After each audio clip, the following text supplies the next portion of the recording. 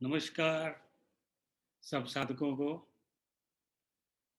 आज लीना जी और रीटा जी ने मेरे को आमंत्रित किया है योग के बारे में। इनफैक्ट जो हॉलिस्टिक मेडिसिन है उसके बारे में थोड़ा जानकारी देने के लिए, क्योंकि ये सब योग है, एक्यूप्रेशर, एक्यूपंक्चर, आयुर्वेदा के प्रिंसिपल्स, कोशा, चक्रास, ये सब हॉलिस्टिक मेडिसिन में आते हैं। पर इनमें डेफिनेटली सम कोरिलेशंस एग्जिस्ट करते हैं। तो इनके बारे में थोड़ा मैं आप लोगों को जानकारी देना चाहता हूँ। पहले के लेक्चर्स में आपको बताया था एक्यूप्रेशर, एक्यूपंक्चर और योग में संबंध। ये कई वीडियो भी बने हैं, वो भी देख लिए होंगे आपने। पर आज थोड़ा सा डाइवर्जन करके और जो भी क्वेश्चंस हैं, क्वेश्चन आंसर्स के रूप में थोड़ा रखेंगे। जो हमारी ब्रेन और स्पाइनल कॉर्ड है, that is called the central nervous system. Brain and nerve के जो बता रहा हूँ मैं, उसमें जब हमको हाथ उठाना है वो हम वॉलंटरली उठाते हैं, या हम बोल रहे हैं या हम वॉलंटरी कर रहे हैं। पर कुछ एक्शंस हमारे बॉडी के हैं जो हमारे कंट्रोल में नहीं है, जैसे कि हार्ट रेट अपने आप चलता रहता है, ब्रीदिंग है अपने आप हो रहा है, डाइजेशन हो रहा है वो भी अपने आप हो रहा है, हमारे उन चीज़ों पे कोई कंट्रोल नहीं है। तो this is called the autonomic nervous system. अब ये ऑटोनोमिक नर्वस सिस्टम भी डिवाइडेड इन टू पार्ट्स है, सिंपैथेटिक नर्वस सिस्टम और पैरासिम्पैथेटिक नर्वस सिस्टम। अब ये दोनों अपोजिंग हैं।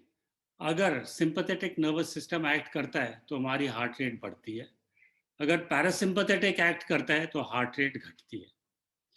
तो इन दोनों सिस्टम्स में सब जगह बैलेंस है। ये कहाँ से निकल रही है? और ये बैलेंस जो है इन दोनों सिस्टम्स का योग करती है।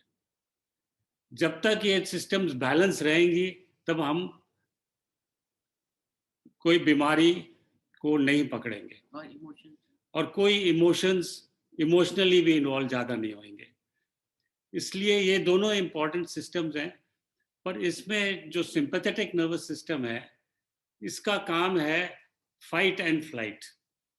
दैट मीन्स कभी भी कोई सामने कोई घटना होती है, कोई एंगर आता है तो हमारी हार्ट रेट बढ़ती है, कोई डरावनी चीज़ आती है। पर उसको अपोजिंग एक्शन है पैरासिम्पैथेटिक एक्शन। जो पैरासिम्पैथेटिक फाइबर्स जो सिर से निकलती हैं, वो सब जो वेगस नर्व है, क्रेनियल नर्व्स होती हैं, उनमें से 10th नर्व जो है क्रेनियल नर्व, वो सिर से नीचे आती है, गले के नीचे आती है अंदर।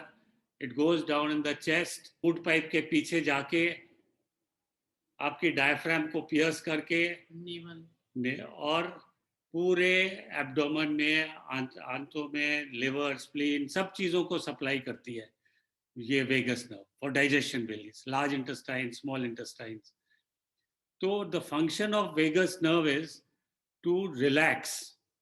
अब हम सोते हैं रात को तो वेगस नर्व एक्टिव हो जाती है, हमारी हार्ट रेट कम हो जाती है, रेस्पिरेशन कम हो जाती है और हम रिलैक्स हो जाते हैं, हमारी एनर्जी बिल्डअप होती है रात को। तो अगर हम सोते नहीं है ढंग से, दैट मीन्स हमारी पैरासिम्पैथेटिक नर्व ठीक सिस्टम ठीक नहीं है, वेगल एक्टिविटी ठीक नहीं है। तो उसको सही करने के लिए हम करते हैं योग, प्राणायाम। तो हमारी जो डाइजेशन है and your urination, your swallowing, all these actions are controlled. Not controlled, they are involuntary, अपने आप ही होते रहते हैं। पर सही रास्ते से होने से पैरासिम्पैथेटिक या वेगल नर्व सबसे इंपॉर्टेंट है इसमें। अब आप देखेंगे जब वेगस नर्व आती है तो जो सप्लाई करती है, जो प्लेक्सस बनते हैं, उनके जो नर्व एंडिंग्स ज़्यादा गुच्छे बनते हैं वेगस नर्व के, वो सारे जो हमारे चक्र बताए हुए हैं ना, विशुद्धि चक्र, अनाहत चक्र, मणिपुर चक्र, इन सब में ही और वेगस नर्व का सप्लाई है। तो इसलिए जब हम चक्रों के बारे में बात करते हैं तो हम अपना चक्र जैसे एक्टिवेट करते हैं वो हम एक्चुअली वेगस नर्व को ही एक्टिवेट कर रहे हैं। तो ये है जब बोलते हैं योग में करें ये चक्र एक्टिवेट हो गया, ये हो गया, तो इसका मतलब हमारी वेगस नर्व एक्टिव हो रही है। तो अब let us discuss how to stimulate this vagus nerve अपने योग में जैसे हम करते हैं। अब जो सबसे पहले एक सूक्ष्म क्रिया की थी राइट लेफ्ट, अब देखिएगा जो वेगस नर्व आती है ये मसल है स्टर्नल क्लीरोमास्टोइड मसल, उसके पीछे जाती है और फिर नीचे आती है। और जब हम ऐसे करते हैं तो वो स्ट्रेच होती है, ऐसे करते हैं तो ये स्ट्रेच होती है। तो vagus nerve is getting stimulated इस सूक्ष्म क्रिया से। अच्छा, दूसरी बात एक और जब हम करते हैं भ्रामरी प्राणायाम, भ्रामरी में हम आंखों पे रख के और ये जो पोर्शन को हम प्रेस करते हैं, ये जो भी है इतना एरिया, सिर्फ फेस का इतना सा एरिया वेगस नर्व से सप्लाई है। ये वेगस नर्व से सप्लाई होता है। तो जब हम इधर से ही प्रेस करते हैं तो हम एक्चुअली वेगस नर्व को ही प्रेस कर रहे हैं। और जब आवाज निकालते हैं तो सारे जो साइनसेस होते हैं ना हमारे साइनस, उनमें वाइब्रेशन होती हैं, तो वो भी सप्लाई होती है वेगस नर्व से, तो वो सब एक्टिवेट होती है। इसलिए भ्रामरी प्राणायाम बहुत इंपॉर्टेंट है फॉर वेगस नर्व एक्टिवेशन। सो ये दोनों देखिए 2-3 संबंध हैं हो रहे। अब जिसको इंसोम्निया है ये दोनों प्राणायाम करेगा अपने आप ठीक होंगे।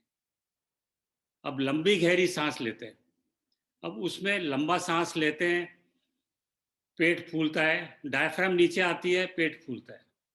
जब बाहर जाती है तो संकोचन करते हैं पेट का, जो हमारी नेवल है स्पाइन के पास चली जाती है, डायफ्राम ऊपर उठती है और हवा निकलती है। तो ये मूवमेंट ऑफ जो डायफ्राम भी है ना ऊपर नीचे जो हो रही है वो वेगस ही सप्लाई करती है नीचे। तो इससे आप देखेंगे आपकी डाइजेशन, बिकॉज जो डायफ्रामेटिक मूवमेंट है ऊपर नीचे, तो आपके लंग्स हार्ट का एक्टिव हो जाते हैं। और जब नीचे जाती है डायफ्राम अपने आप को मसाज करती है, लिवर स्प्लीन पाचन शक्ति बढ़ती है हमारी। तो इसलिए लंबा गहरा सांस भी इतना इक्वली इंपॉर्टेंट है फॉर दिस पर्पस। किसी ने एक प्रश्न पूछा था इंसोम्निया पे, तो वो हाथ उठा सकता है, वो पूछ सकता है इसके बारे में अनम्यूट करके। कोई है? इंसोम्निया का किसी ने प्रश्न किया था कि नींद नहीं आती। मैं पूछना चाहती हूँ एक कि रात को नींद बहुत अच्छी आती है लेकिन हर 2 घंटे बाद आंख खुल जाती है, क्यों? देखिए जो स्लीप साइकिल होती है ना, पर फिर जल्दी सो भी जाती है कि नहीं?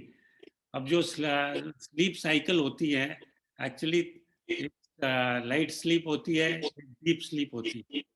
और अब जो स्लीप साइकिल होती है लाइट स्लीप और डीप स्लीप होती है।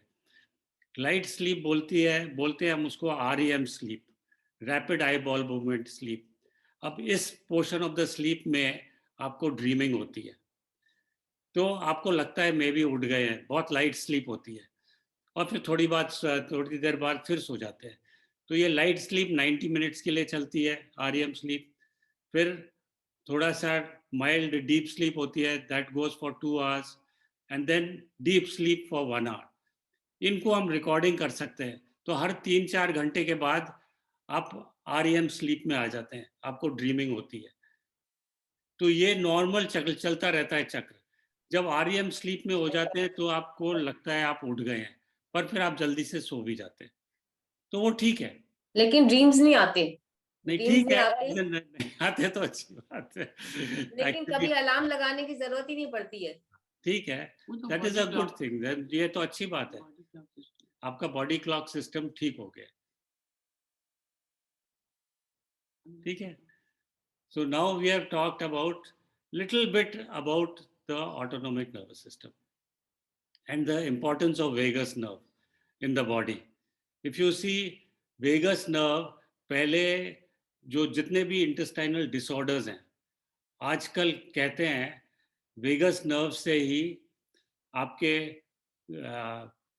इरिटेबल बाउल सिंड्रोम है, गैस्ट्रोइसोफेजियल रिफ्लक्स डिजीज है, ये सब योग से ठीक होने लगे। सिमिलरली जो वेगस नर्व आती है जो नेक में है, थाइमस ग्लैंड है, उसको भी सप्लाई करती है, थाइमस भी है विशुद्धि चक्र के पास। तो ये जो है थाइमस, सॉरी अनाहत चक्र के पास, तो thymus is meant for immunity. तो जब वेगस स्टिमुलेट होती है तो थाइमस भी इन्वॉल्व होता है, इसलिए आपकी जो ये बीमारियां हैं, ऑटो इम्यून डिजीजेस भी ठीक होने लग रही हैं, ठीक है। और आजकल तो वेगल नर्व स्टिमुलेशन के मॉड्यूलेशन भी निकल के, न्यूरोसर्जन जो है ना, they implant a device here, तो they put a vagus nerve को स्टिमुलेट करने के लिए, जैसे हार्ट का पेस मेकर है, इधर ब्रेन का पेस मेकर लगा रहता है, it's called a brain vagal pacemaker, तो वेगल को स्टिमुलेट करते रहते हैं। तो people who have migraine, people who have depression, people who have epilepsy, ये मॉड्यूल डालते हैं अंदर बॉडी में और वो वेगस को स्टिमुलेट करते हैं, और these diseases are getting cured by this stimulator, vagal stimulator, vagal nerve stimulation बोलते हैं इसको। So this device is also being used nowadays for certain diseases, even for, this is mainly used for epilepsy and for depression. So vagus nerve का आप देखिए कितने importance है for all these diseases also, उसको activate करना बहुत important है अपने योग में, और चक्रस। तो ये है this thing. Now next think हम बोले आज थोड़ा अपना रिकैप करेंगे हेडेक के बारे में, because headache is a very common element, और इसके लिए जितने भी हम दवाई लें अवॉइड करें बेटर है, क्योंकि एक्यूप्रेशर में बहुत अच्छा सिस्टम है फॉर दिस ट्रीटमेंट। अब बट हेडेक क्या है, अलग अलग किस्म के हेडेक होते हैं, तो you have to be little bit more intelligent to understand कौन सा पॉइंट आपको यूज करना है। तो मैं आपको थोड़े थोड़े बताऊंगा। Mainly we'll talk of headache which is mainly tension headache. अब टेंशन हेडेक जो है, when you are worried, you are in grief or some financial loss, अब something है, तभी होती है आपको tension. So you have to get relieve of tension. योग में तो कई मेथड्स बताए हैं टेंशन के रिलीव करने के लिए और अपने मेडिटेशन में पहुंचने के लिए। इसके लिए सबसे इम्पोर्टेंट पॉइंट है आपके हथेली पे ही है, between, if you find this, sorry, ये ट्रायंगल बनता है आपका, वेरी सिंपल। आप ऐसे करिए एंड ये बल्ज दिखाई देता है, सबसे ऊपर बल्ज पे आप दबाइए,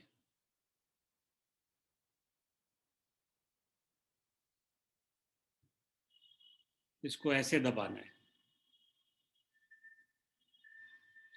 and you can rotate it circular fashion में। इससे most of the tension headaches will disappear, but this point is to be use दोनों तरफ। करीब 1 मिनट तक आप करें ऐसे, फिर दूसरी तरफ करें।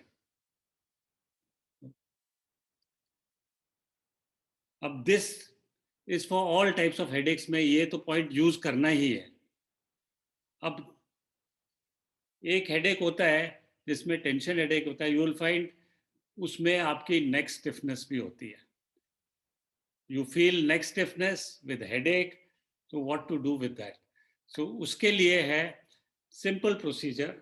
आपके दोनों तरफ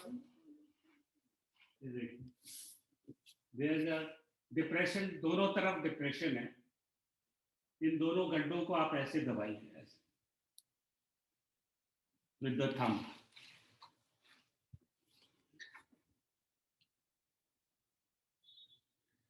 So this is very useful for headache with neck stiffness.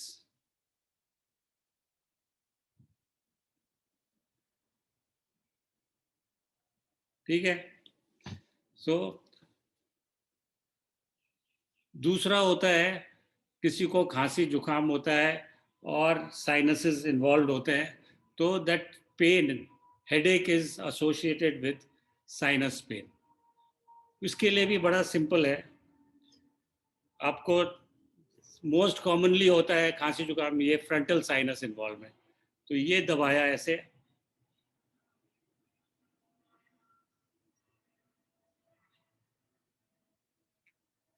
ये,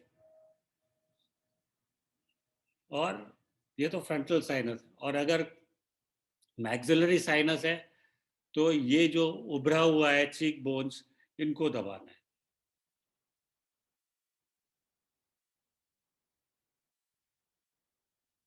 तो ये हुआ आपके साइनस हेडेक. पहले तो टेंशन हेडेक बताया था with neck stiffness, then sinus headaches. फिर होता है आपके टूथेक. यू फाइंड दांतों का दर्द हुआ, हेडेक हुआ, तो जो अपर जॉ में है, ये जो उभरा हुआ पोर्शन है, उसके थोड़ा नीचे और जाइए, उसको दबाना है. जो अपर जॉ के टीथ हैं इन्वॉल्व, उनके लिए ऐसे फॉर 1 मिनट और सो. एंड अगर लोअर जॉ में टीथ का इन्वॉल्वमेंट है, तो दांतों में दर्द है, तो ऐसे अपनी उंगलियों से दबा दें ऐसे. टेम्पररी रिलीफ तो मिलेगा उस. अब ये तो डेफिनेटली है कि कोई प्रॉब्लम है दांत में, तो जाना पड़ेगा डेंटल सर्जन के पास या किसी के पास. पर टेम्पररी रिलीफ के लिए आपको दांत का भी आराम मिल सकता है. अब होता है, एक होता है ट्राइजेमिनल न्यूरैल्जिया बोलते हैं. एक डिजीज है जिससे ट्राइजेमिनल नर्व भी इन्वॉल्व होती है. उसको बोलते हैं क्लस्टर हेडेक. उसमें हेडेक होता है, पर आपको या तो फेशियल एरिया में जो ब्रांच ऑफ फेशियल नर्व निकलती हैं, उसके 3 ब्रांच होते हैं. ये मैक्सिलरी, फेशियल, ऑर्बिटल और मैंडिबुलर, 3 ब्रांचेस ऐसे निकलती हैं. अब किसी को हेडेक होता है और इस ट्राइजेमिनल न्यूरैल्जिया के कोई भी ब्रांच में हो सकता है. तो ये जो ऊपर इधर होता है, तो आईब्राउ के 1 इंच ऊपर दबाना है. अगर दर्द होता है किसी को, यू कैन फील दैट, जिसको बोलते हैं क्लस्टर हेडेक्स है ट्राइजेमिनल न्यूरैल्जिया के साथ. ये, और फिर जो इधर है, जो हम वेगस नर्व भी शुरू में बताया था, ये भी सप्लाई होता है और ट्राइजेमिनल न्यूरैल्जिया, ये दबाना है दोनों तरफ. जो सिर दर्द विद, जिसको डायग्नोज किया हुआ है ट्राइजेमिनल न्यूरैल्जिया, कई लोगों को डायग्नोज होता है. और ये सेम, और अगर दर्द होता है, हेडेक विद इधर. तो ये हुआ with trigeminal neuralgia, cluster headache बोलते हैं जिसको.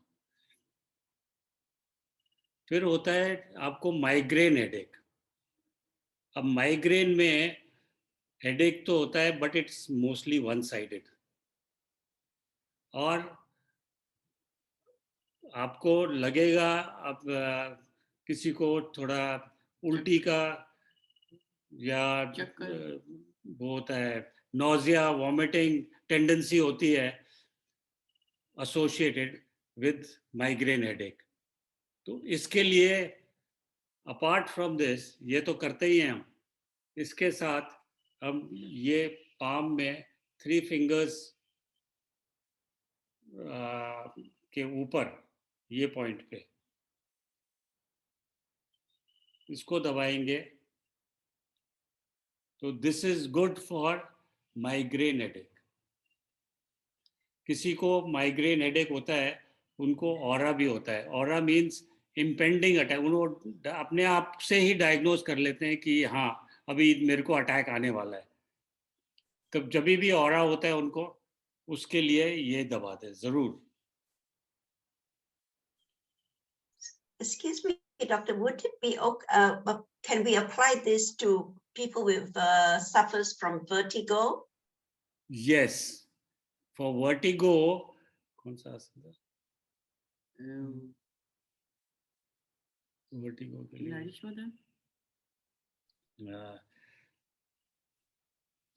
Brahmari. If you do Brahmari with this thing, that is good for vertigo. Okay. Brahmari. Okay. But for vertigo, you can use this same point also. Same one. Okay. Yes. Yeah, because whenever I have attack, I did this one, but it didn't work on me. You do this one also. Okay. Okay. And you do Brahmari. All right. Okay. Thank you. That is good for that.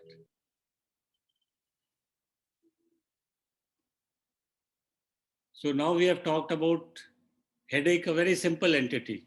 And the advantage of this point, it is called Hegu.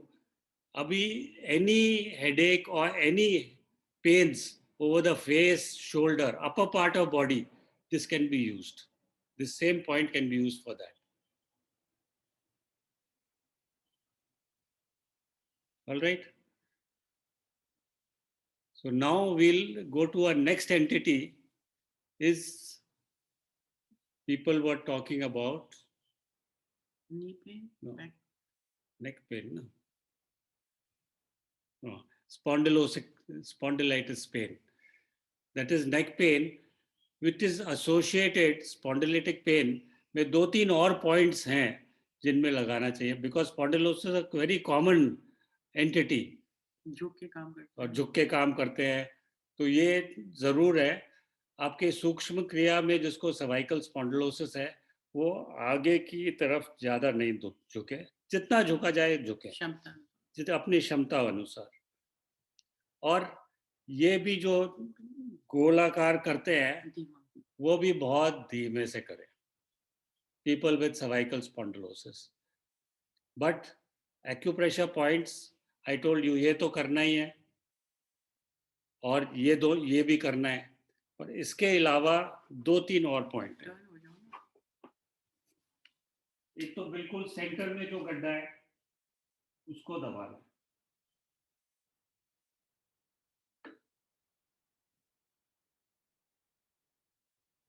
फिर ये दो muscles हैं, ये आपको देखेंगे रोपी muscles, इन दोनों को दबाना है।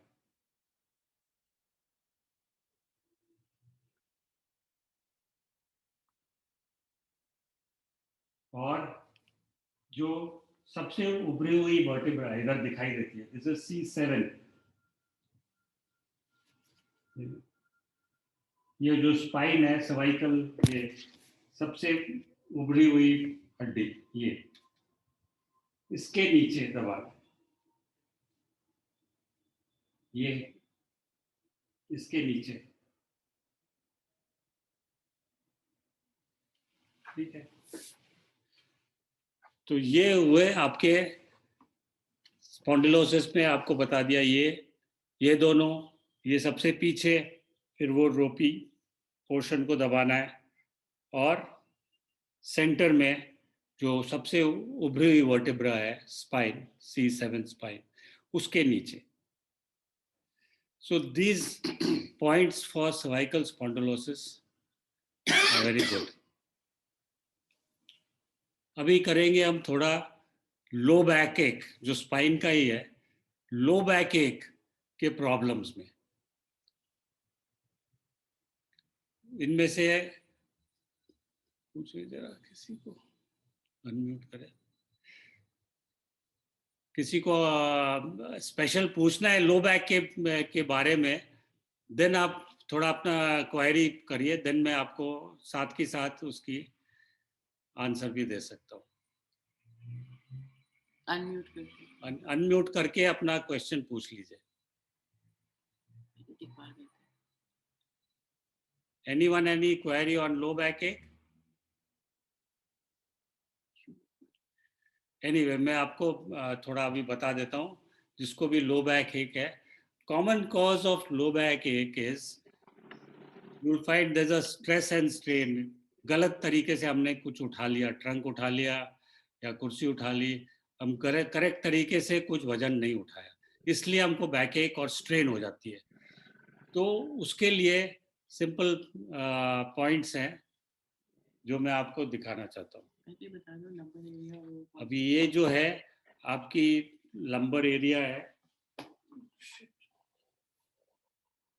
इधर ही पीछे ही है।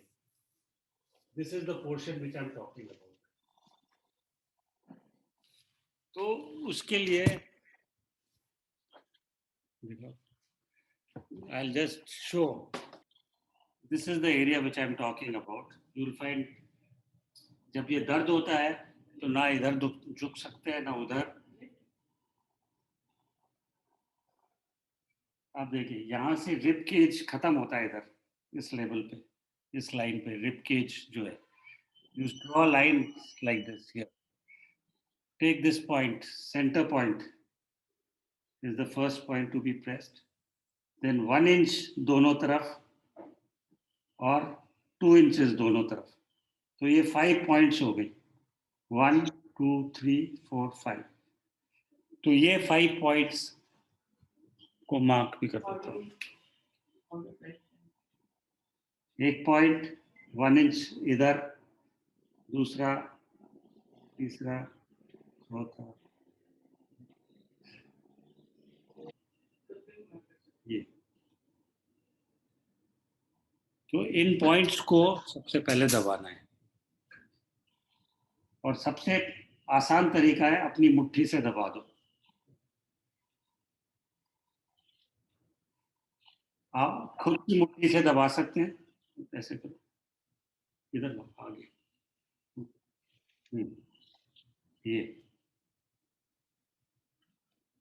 ये इस एरिया में तीनों पांचों पॉइंट्स दब जाएंगी बस। फिर जो आपकी कूल्हे की हड्डी है, इस लाइन को लाइन लगाएंगे तो एक और पॉइंट है सेंटर में, ये भी लो बैक के लिए है।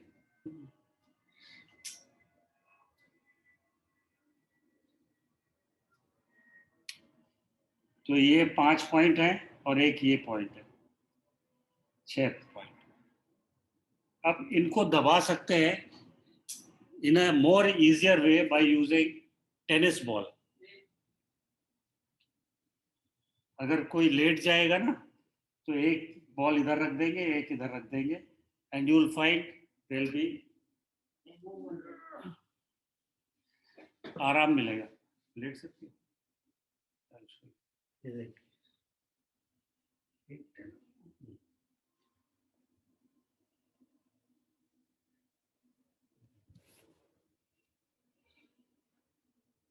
देखिए इधर, ये टेनिस बॉल इधर है, एक इधर और एक उधर।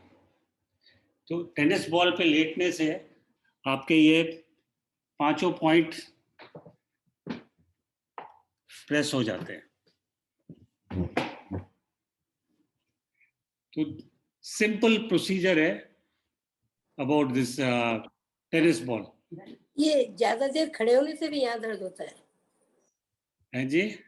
ज्यादा देर खड़े होता है तो भी यहाँ दर्द होने लगता है बैक में। नहीं, ये तो है, आपको दर्द जो खड़े होने से, तभी तो ये आप ट्रीटमेंट ले रही हैं लेट के या जैसे भी दबा के। जी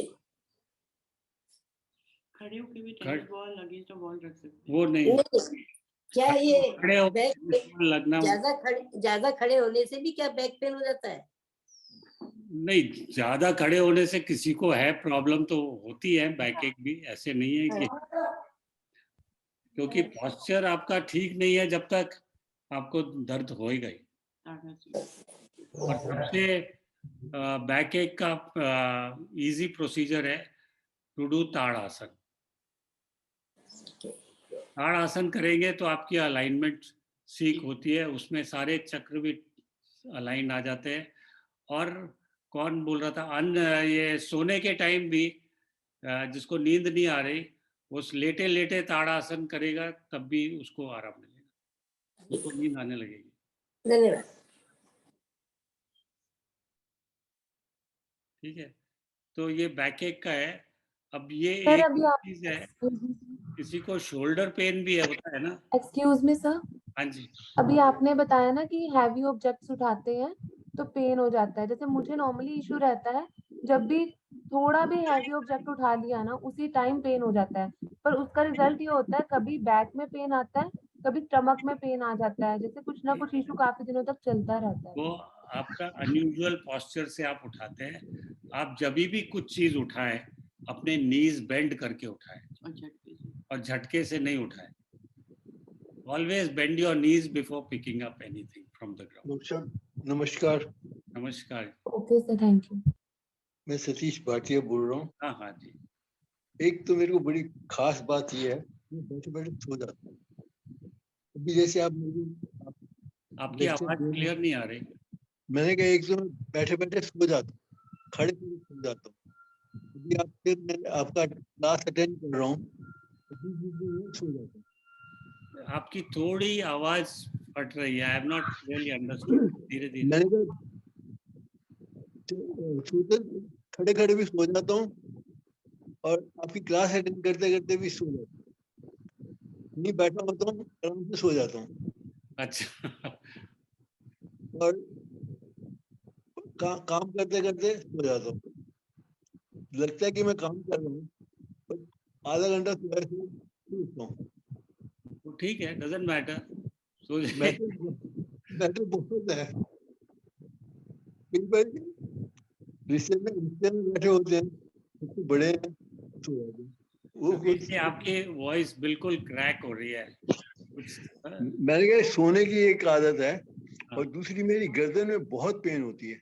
हाँ, तो आप ये गर्दन का करिएगा, और सोने के ये टेनिस बॉल का भी यूटिलिटी कर सकते हैं। बैठे वो बैठे टेनिस चला बॉल आप इधर नेक के पीछे भी लगा सकते हैं, और बैठे against- और आप बैक में लगाइए टेनिस बॉल लेटते टाइम। ठीक है, और हाँ जी। कईयों को एक्चुअली शोल्डर में भी दर्द रहता है, तो आपकी जो स्कैपुला है, जो शोल्डर ब्लेड है, उसके ऊपर रख सकते हैं और फिर सो सकते हैं। वो भी शोल्डर पेन के लिए अच्छी है। ये मेरे शोल्डर। आज का जो नेक पेन है ना, हाँ जी, ये सारा हेड जो ऊपर का, हाँ हाँ, it has become unbearable. I know this cervical spondylosis. आप जो मैंने पॉइंट्स बताए हैं, ये हाँ। आप जरूर करिए और देखिए, और ये हाथ का भी don't forget this one, and you should and do it 4-5 times in a day. ठीक है, ये जरूरी नहीं है कि एक बार करके छोड़ दें, आप करते रहिए हो जब भी। मैंने बात आपकी सही है, करता नहीं हूँ। और जो पता है कि इससे ठीक हो जाऊंगा, हाँ जी, वो करता नहीं। क्योंकि सर्वाइकल स्पॉन्डिलोसिस जो इलनेस है, it is a continuous process, वो चलती जाएगी, it will not regress. Acupressure, acupuncture only help in relieving the pain, so that your movement is more and more, so that the process of spondylosis is getting delayed slowly. It is not going to cure, but it will definitely delay the onset of and help the pain. That is very important, and it will avoid you taking drugs. अगर आप कोई medicine ले रहे हैं आजकल? नहीं, अभी कोई नहीं ले रहा। अच्छी बात है, that is very good.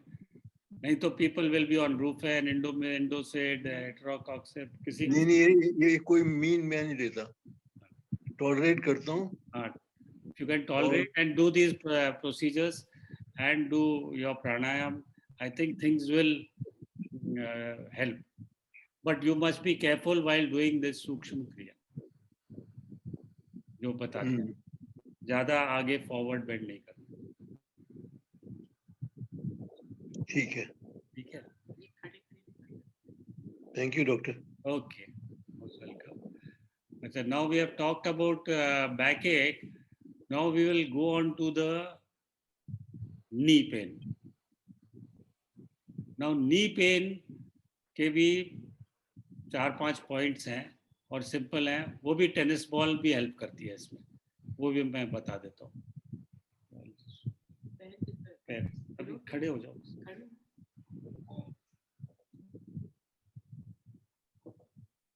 Hello sir. हाँ जी, सब मैं सविता अग्रवाल बोल रही हूँ सर। हाँ जी। सर मेरी ना कमर में बहुत पेन होता है, उससे पैर में भी, उल्टे पैर में भी सर बहुत आता है, आलसी लगा के भी नहीं बैठ पाती हूँ सर मैं, ऐसा क्यों? नहीं, आप जो मैंने बताया बैक के लिए, आपको नी में भी जी। प्रॉब्लम है लगता है, तो नी में भी आपको बता देता हूँ पॉइंट्स, वो भी आप देख लीजिए, फिर आपसे पूछता हूँ। जी।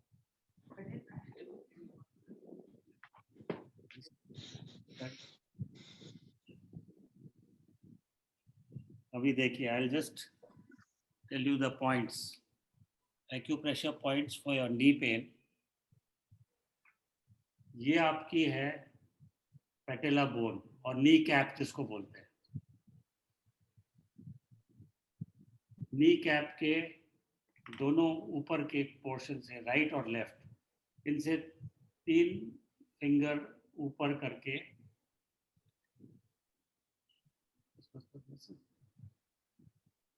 ये निशान बनाया मैंने,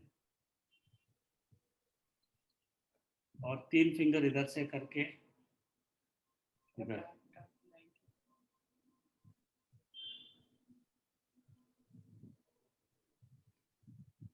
ये आपको लग रहे होंगे, ठीक है। तो ये दोनों पॉइंट्स हैं, ये अबव द नी कैप है।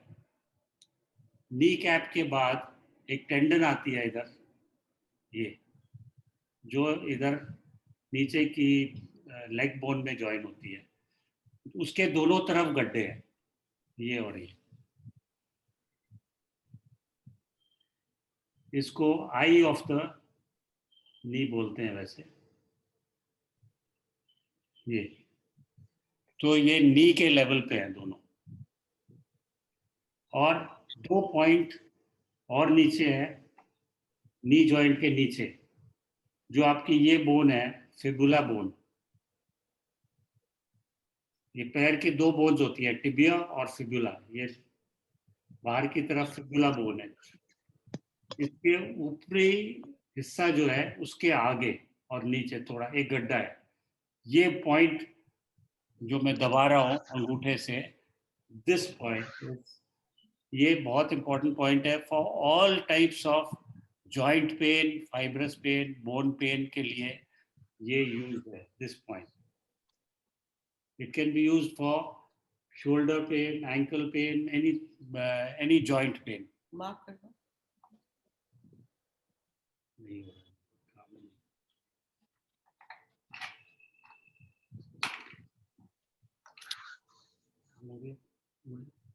तो ये नी जॉइंट के नीचे एक ये पॉइंट है, और एक जो टिबिया है, इसको आप ऊपर से जाएंगे और जहां बेंड होती है टिबिया, ये पॉइंट, तो ये पॉइंट भी दबाने के लिए। तो you have 2 points above the knee joint, 2 at the level of knee joint and 2 below the knee joint. ये 6 पॉइंट दबाने हैं आपको। अब ये दबा रहा हूं मैं,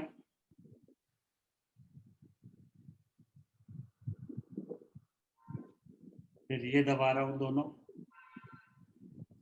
ये आप खुद अपने आप दबा सकते हैं, और एक इधर एक इधर। और लास्ट पॉइंट है ये centre of the knee joint, पीछे की तरफ, ये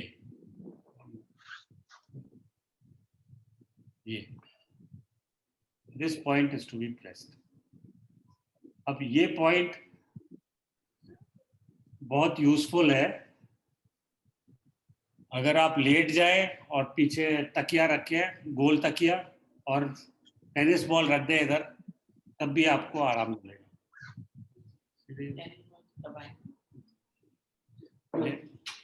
ये लगा लो।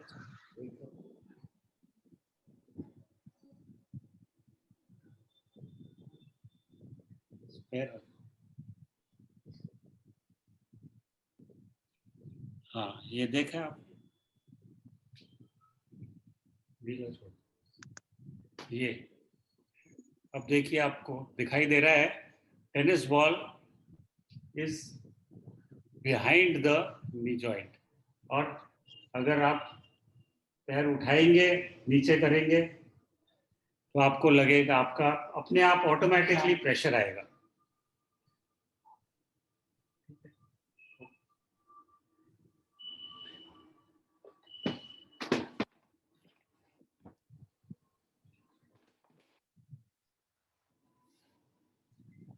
अभी आपको मैंने नी जॉइंट के बारे में जो ये 7 पॉइंट है, ये 7 पॉइंट दबाइए और साथ में ये भी करिए, ये वाला पॉइंट। तो नी जॉइंट के लिए आपको आराम मिलेगा। अब कईयों के नी जॉइंट में स्वेलिंग भी होती है, और वो जो स्वेलिंग है एफ्यूजन होती है एक्चुअली फ्लूइड की, तो वो एक्यूप्रेशर के बजाय एक्यूपंक्चर कराए ना अपने नी का, तो वो बेटर रहेगा। उससे सारा, एक्यूपंक्चर से सारा फ्लूइड लीक आउट हो जाता है, बिकम्स ऑल राइट।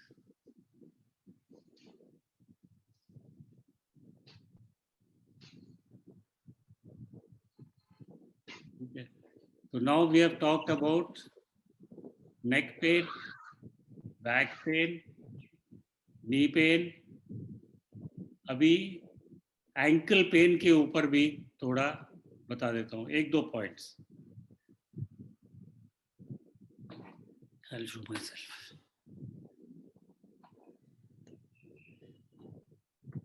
ये देखिए,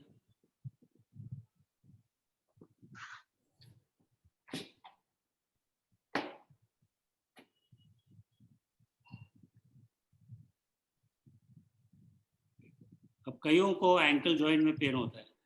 ये जो आपको बोलते हैं, इसको बोलते हैं हम मीडियल मैल्यूलस, ये लैटरल मैल्यूलस। ये जो उभरा हुआ है दोनों एंकल की तरफ, ये। अब जो बाहर की तरफ एंकल है, उसके आगे थोड़ा जाएंगे तो यहाँ गड्ढा होगा ये, तो इसको दबाने से this one point, single point will help for ankle pain.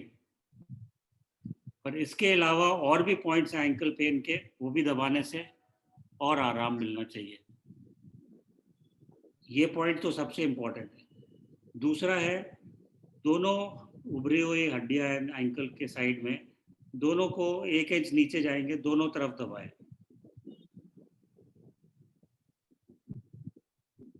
ये, और एक और पॉइंट है जो आपका, जब पैर उठाते हैं एक क्रीज बनती है उसके सेंटर में। तो ये 4 पॉइंट हुए। एक तो ये सबसे पहले जो बताया, दोनों, फिर जो उभरी हुई है एंकल्स के दोनों तरफ हड्डियां, उनके 1 इंच नीचे जाके दोनों तरफ दबाया, और एक सेंटर में इधर। तो ये 4 पॉइंट हैं एंकल पेन के लिए और एंकल स्वेलिंग के लिए। पर ये समझ लीजिए, एंकल जॉइंट जो है सबसे कॉम्प्लिकेटेड जॉइंट है। उसकी जो 3 हड्डियां बनती हैं, तो उनमें अगर ज़्यादा ही स्वेलिंग वगैरह है तो you require to go to orthopaedic specialist. ठीक है. अस्थमा सर आपने जैसे एंकल जॉइंट का बताया ना कि जहाँ पे उभरे हुए पार्ट के नीचे वाला पॉइंट प्रेस करना है. हाँ. अगर मैं जैसे गिर गई या कुछ भी, जैसे एक बार मेरे ये इंजरी आ गई है कि गिरने के कारण पेन रहता है एंकल में, हाँ, वो नी या. ठीक है, उसके लिए ठीक है, तो कराइए. अभी जैसे जो आप पॉइंट आपने दबाने को कहा है, अगर दर्द रहता है ना पैर में, तो हाँ. उस पॉइंट जहाँ पे दबाते हैं उससे स्वेलिंग आ जाती है नहीं, और फिर दबाने कुछ से मसाज स्वेलिंग नहीं करना. आएगी. दबाने से स्वेलिंग कुछ नहीं आएगी. नहीं, दबाने से नहीं आती, नॉर्मली स्वेलिंग आ जाती है जब मेरे पेन हो रहा होता है वापस से. हाँ, तब आप यूज करेंगे that point, that will be helpful in reducing the swelling. जी, क्योंकि फिर मैं मसाज करवाती हूँ तो फिर ठीक हो मसाज जाता की है. कोई खास नहीं करनी, आप सिर्फ दबाएं उसको. Okay sir, thank you. हाँ. Asthma So today we have discussed little bit about this thing. Shoulder की मैंने नहीं बताई. शोल्डर के लिए भी जो पेन है उसमें भी 2-3 पॉइंट्स ही हैं इम्पोर्टेंट. एक तो सबसे पहले जो ये सबसे हाईएस्ट पॉइंट इन शोल्डर है, इसको दबाना है. पीछे से दबाओ. ठीक है. ये जो है सबसे हाईएस्ट पॉइंट इन शोल्डर, ये दोनों,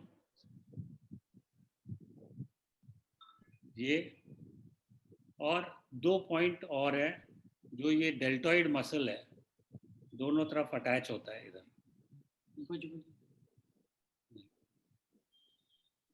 ये you find this muscle is there, one triangular muscle like this. This is deltoid muscle. इनके आगे पीछे दोनों तरफ दबाते हैं ये. और टेनिस बॉल का अगेन फायदा ले सकते हैं. जो आपका शोल्डर ब्लेड है उसके सेंटर में टेनिस बॉल रख के आप दीवार के अगेंस्ट कर लें, दबाएं, या लेट के दबा सकते हैं. लेट के टेनिस बॉल उधर ही रख दें, शोल्डर ब्लेड के बीच में. बॉल लो रखो. ये नहीं,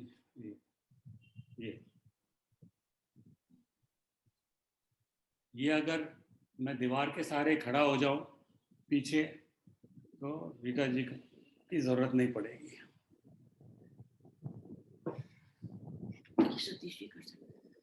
तो ये उनके लिए भी है. So tennis ball is a very good device. और एक और चीज है टेनिस बॉल की जो मैं बता देता हूँ. कईयों को तलवों में दर्द होता है, सोल में. पेन इज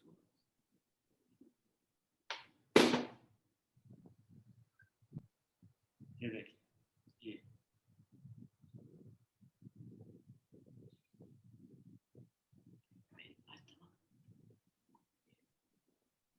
हाँ जी, हाँ जी, योगा कर रहा हूँ. हाँ जी.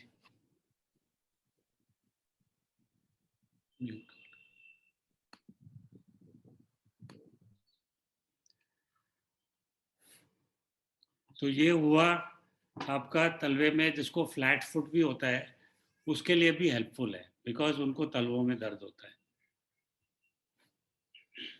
सो दीज आर एक्चुअली रिफ्लेक्सोलॉजी. जो हाथ और पैर में सोल्स में जो पॉइंट्स हैं, they are actually depicting various parts of the body, whole body. So, and the acupuncture points are also there. They are similar. So, this is definitely helpful. अभी किसी ने अस्थमा के भी बारे में कुछ पूछा था, तो I'll just talk little bit about asthma.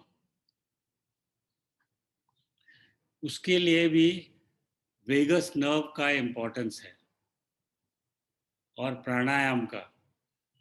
प्राणायाम में जो हम लेते हैं नाड़ी शोधन, सांस लेते हैं, रोकते हैं कुछ देर के लिए, फिर निकालते हैं.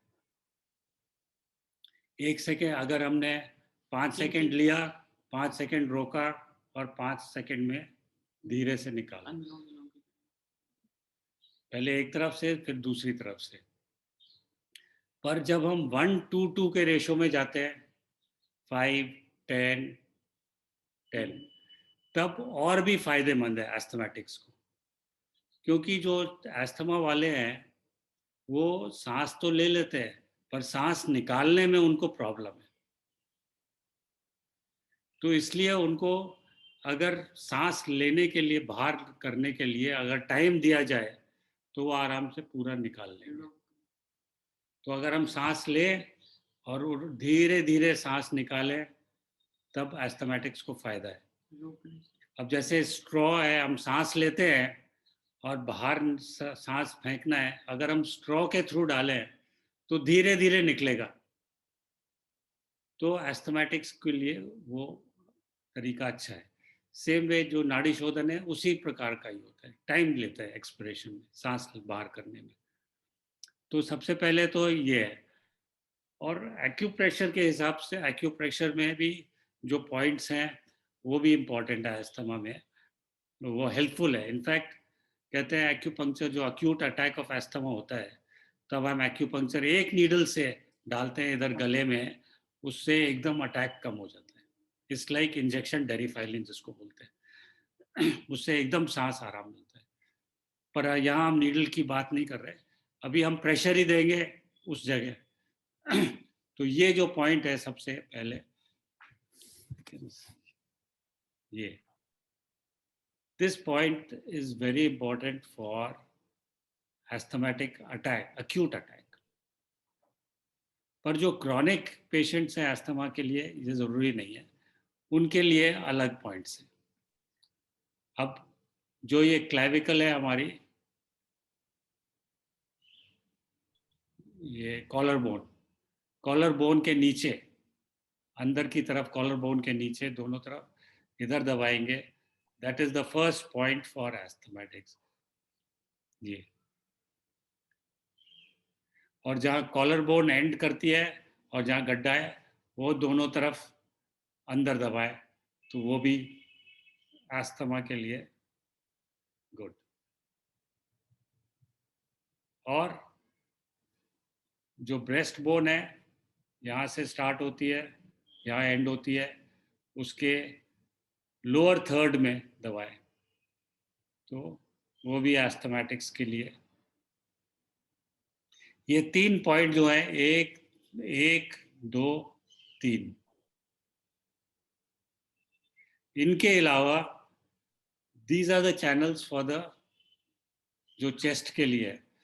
पर जो लंग चैनल है, डिफेक्टिव है लंग चैनल, उसके लिए हाथ में कुछ पॉइंट्स हैं।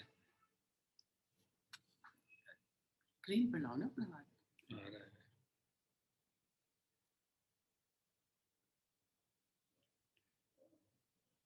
ये देखिए, ये जो पॉइंट है, ये जो बोन है, इसके अंदर की तरफ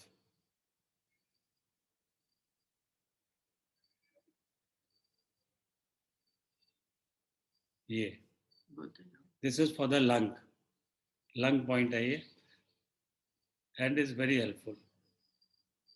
दूसरा पॉइंट है, अगर हम अपने अंगूठे और फिंगर को आपस में जोड़े, तो ये जो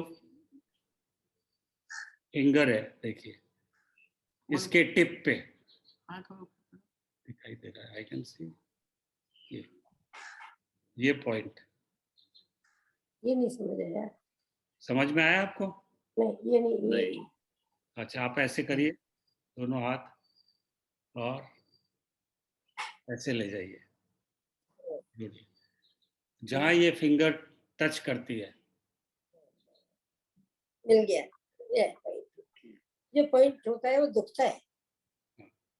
तो इस पॉइंट को, दुखता है, अच्छी बात है, उधर ही दबाइए। नहीं, उसे पता लग जाता है कि हम राइट पॉइंट पकड़ रखा है। बस यही। तो ये पॉइंट दोनों तरफ दबाना है, इधर और इधर। एक साथ तो नहीं दबेगा। है जी? एक साथ तो नहीं कर पाएंगे दोनों को। पहले एक साइड फिर दूसरी। हाथ में भी दूसरे। हाँ, पहले एक हाथ में फिर दूसरे हाथ में। Good morning. अच्छा, और एक और है, कई अस्थमा जो है एलर्जिक फिनोमेना है, एलर्जी के लिए। तो एंटी एलर्जिक पॉइंट एक है, ये देखिए, ये क्रीज बनती है इसके बाहरी तरफ, इधर दबाना है। ये ये देखिए, अभी अच्छा। मैंने दबाया ना ये, तो ये क्रीज बन रही है, इसके जहां खत्म होती है क्रीज वहीं दबाना। तो आपके देखिए हाथ में 3 पॉइंट्स हो गए, एक तो ये, एक ये और एक ये 3 पॉइंट्स हाथ के हो गए, और 3 पॉइंट्स इधर के हो गए, कॉलर बोन के नीचे, इधर, इधर और सेंटर में। These 6 points are there. इनके अलावा कहते हैं ईयर में भी it is very helpful, acupuncture points year में हैं, तो सबसे टिप पे दबा, इसको पिंच करना है आपको बस, चश्मा हटाना। ये जो सबसे ऊपर का पोर्शन को हम पिंच करते हैं, फिर जो मार्जिन है इसको पिंच करते हैं, ये तो ये एलर्जी के लिए। आप देखेंगे कई लोग अपने ये छिदवाते हैं कान, तो ये अस्थमा के लिए है, ये ऊपर का और ये साइड का।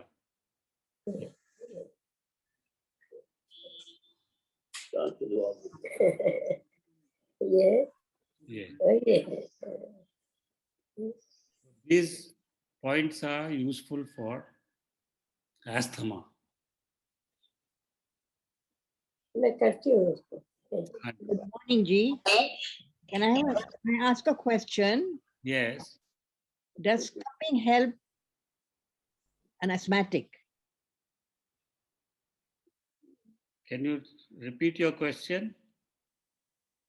Like when I go for acupuncture, Yes. they give me cupping. That is cupping is the back with Yes, they the do pressure. cupping also. Yeah, does cupping help an asthmatic?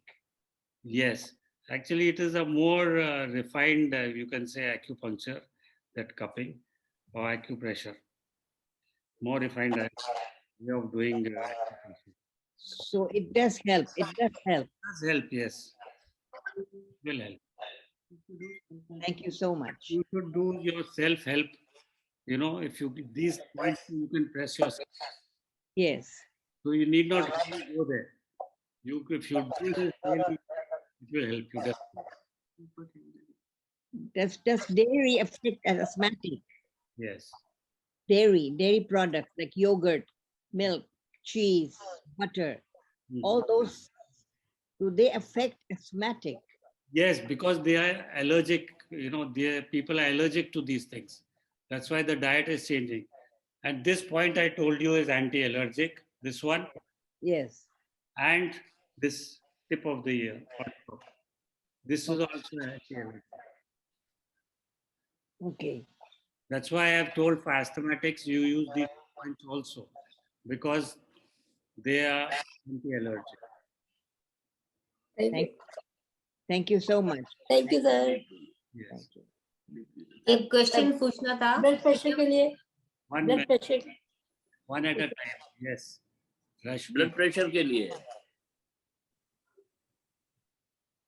अच्छा, who has asked about blood pressure? आगे बता जी. Blood pressure बढ़ जाता है एक साथ कभी कभी, तो हाँ. उसको See, I told you अभी regarding sympathetic and parasympathetic. If it is a sympathetic activity, आपका blood pressure बढ़ेगा due to excitement, due to any other reason.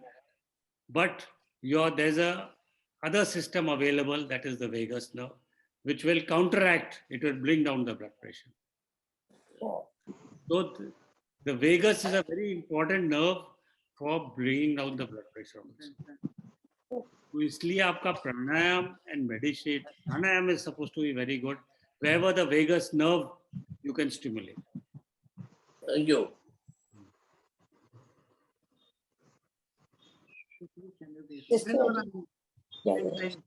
I have a question. Yes. जब हम गोमुख आसन करते हैं तो एक हाथ से हम पीछे से पकड़ सकते हैं हाँ, इजीली, मगर लेफ्ट हैंड से नहीं पकड़ सकते दूसरा हाथ, उसके लिए हम टेनिस बॉल यूज करें नहीं, शोल्डर ब्लेड में। that is stiffness basically, उस हाथ में ज्यादा stiffness है इसलिए, but it is not paining. Not paining, not paining. Not paining. So actually, acupuncture help in pain. You know, the idea is to decrease the pain. जब acupuncture apply करते हैं, तब हमारे endorphins are morphine-like substances. तो जब morphine-like substances body में लगते हैं, आपका pain कम होता है. इसलिए How to make it soft? Stiffness, how to reduce the stiffness? This is, you have to keep on stretching, you have to keep on doing your yoga practice, because you are not having pain really. Not pain. So that is, most of the people have this problem. They are not able to do the other side as good as the one side. So Yes. I think more and more practice will help you on that. Okay. It is not this tennis ball will help and all that. I don't think that will be. If you like it, you can use it. There's nothing. Thank you. Ma'am नमस्कार, नमस्ते sir. नमस्ते। हाँ जी, मैं ये पूछी थी, मेरे मतलब योगा करने के बावजूद भी यहाँ स्टिफनेस रहती है। सुबह उठती हूँ तो शाम तक हो जाती है, फिर सुबह फ्रेश होने पे ठीक हो जाती है फिर ये स्टिफनेस। हाँ जी, मैं ये कह रही हूँ, मैं योगा भी करती रहती हूँ, ऐसा नहीं है, एक्सरसाइज भी, बट ये स्टिफनेस है ना जो यहाँ ये ऐसे, तो सुबह तकरीबन सुबह उठते ही होती है और कई बार पूरा दिन के बाद भी होती है, पूरा दिन बीच में नहीं होती। आप see, this muscle is there, calf muscle. This is the center of that. And अगर लेट के आप इधर टेनिस बॉल रखेंगी, that will also help. Okay. Tennis ball, you lie down on the floor. Lie down on the floor, and you will find let the tennis ball be there. That is it. Okay. Anyone else? Questions? I have a question. Yes. There are times after I do my yoga, I develop a backache. Am I doing a wrong posture or is there something wrong I'm doing? Possibly, but then I think you can do the yoga more slowly, and plus you can use these points while in bed also, on lying down on the floor. You can use this tennis ball. It will help definitely. All right. Thank you. Thank you. Any other queries from anyone? Thank you sir. Sir अभी आपने जहाँ पे tennis ball रखने की बोला था, तो वहाँ पे अगर ट्रैवलिंग फील होती है तब भी टेनिस बॉल रख के उसको प्रेस कर सकते हैं। यस, दोबारा बोलिए। लेग्स के एरिया में अभी आपने बोला था कि टेनिस बॉल रख लें और इस तरह से उसको प्रेस करना है, तो अगर यहाँ पे स्वेलिंग फील होती है तो भी यहीं पे टेनिस बॉल रख के उसको। I think we can call Dr. Bhargav again. It's almost 7 minutes past 8. So I must say goodbye to all of you. Happy Karva Chauth.